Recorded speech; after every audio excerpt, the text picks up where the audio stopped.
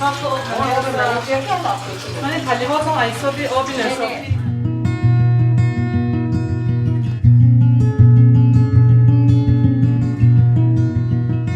در عموم گیم حدود شهر پنجکین با آب نوشیدگی تامینند، لیکن در بعضی محله‌های شهری پنجکین وابسته از نادرست استفاده بری خودی ما استفاده برندگان بعضی مشکلات ها در فصل گرما و تابستان به عمل میآیند.